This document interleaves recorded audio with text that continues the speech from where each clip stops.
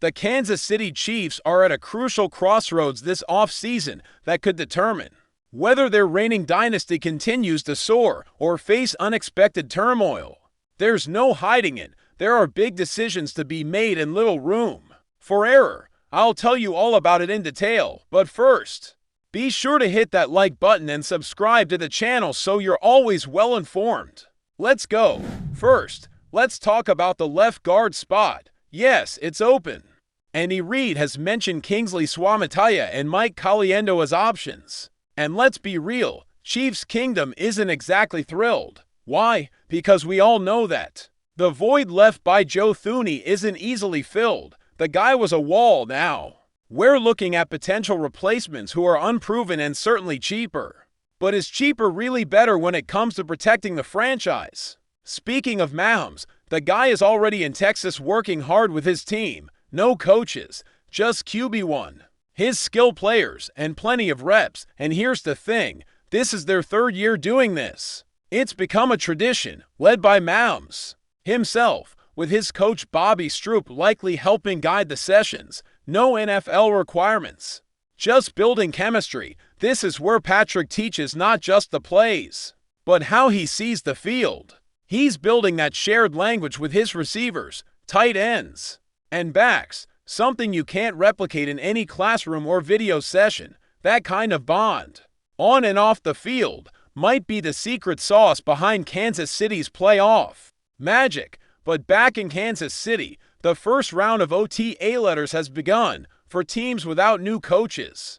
Today marks the official start. That means strength training, rehab, and meetings, but not much actual football yet. Still, guys like Mahomes are setting the tone elsewhere, and if history repeats itself, that early chemistry could pay huge dividends in December and January. Now, some injury updates.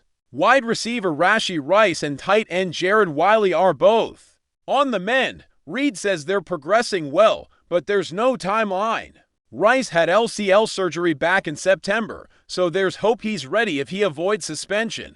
Wiley's ACL tear from November is trickier. Those take time, and he might not be 100% by kickoff. These are important pieces. If Rice returns healthy, he's a real threat in the offense. Wiley, he's a question mark, but depth at tight end could become an issue fast. Let's pivot to the draft. It's just days away, and Brett Veach and his team are feeling confident. So confident, Reid said they'd be ready if the draft happened today. That tells you a lot about how they've structured the roster through free agency. One name to watch closely, Josh Simmons. The offensive tackle from Ohio State passed medical rechecks with flying colors, and here's the spicy part: mock drafts had him slipping, but now some think he might go as high as 13 to the Dolphins. The Chiefs brought him in for a top 30 visit, had their medical staff check him out. And insiders like Matt Miller say if Simmons is within range, KC could pounce. But what if Simmons is gone? Could the Chiefs go defense instead? Absolutely. In fact, Nate Taylor's latest mock draft has KC trading up to pick 24 to snag Michael Williams, a dynamic edge rusher from Georgia. He's only 20 years old, a freak athlete at 6'5" to 167 pounds, and fits the Spagnuolo mold to a T. The kind of player you can rotate in year one, and who could be a foundational piece on that line for years. Especially important when you consider Mike Dana's deal has an out after this year. Charles Omenihu is on a prove-it contract, and George Karlaftis is approaching a contract decision himself. And speaking of Karlaftis, Veach made it clear once Trey Smith's situation is resolved, all eyes are on locking up George and cornerback Trent McDuffie. That's where things get interesting. McDuffie is an elite player, no doubt, but KC hasn't signed a defensive back they drafted to a second deal since Eric Berry. That's wild. Yet McDuffie isn't sweating it. He says he's focused on football, not contracts. He wants to stay in KC. The team loves him. And with the new flexibility he'll have thanks to Christian Fulton joining the secondary, it's easy to see McDuffie's role expanding, especially blitzing from the slot, something that could revitalize the defense. This is where I want your opinion. What do you think about the left guard situation? Are you comfortable with Kingsley and Caliendo battling it out? Or do you think we need a stronger presence to protect Mahomes? Comment, what do you do if it was Brett Veach in this draft? Kansas City is entering the draft for top 100 picks.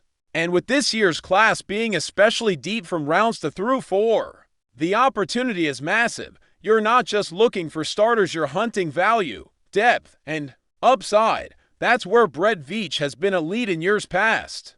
And now he has a chance to prove it again. One name being floated in the 2nd round is wide receiver Trey Harris out of Ole Miss.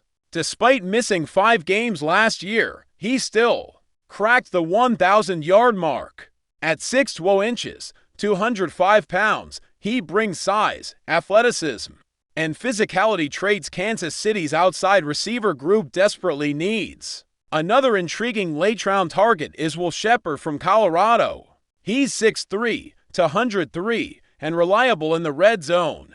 The Chiefs had a virtual meeting with him, and he could be a sleeper pick or even a UDFA steal. And yes, a dynamic running back has to be part of this plan.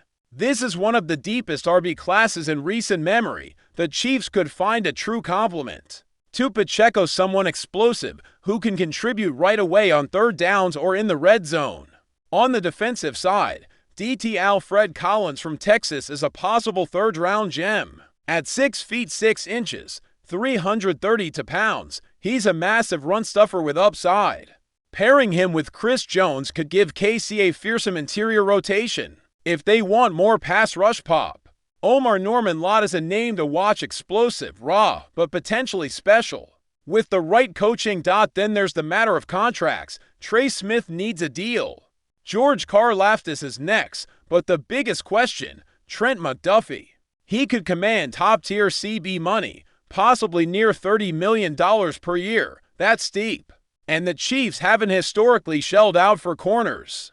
But McDuffie might be the exception. He's elite, he's versatile, and he wants to stay. Veach has a tough decision here: pay to keep an all-pro caliber player or reload through the draft, like they've done before. And through it all, Mahomes continues to lead in Texas, leading practices, building chemistry, no coaches. Just the QB1 setting the tone for the season. That's what keeps this team elite, leadership from the top down. Would you pay McDuffie or stick with the model that worked? Let me know in the comments. And if you're excited about this draft, hit like and subscribe so you don't miss a thing. Go Chiefs!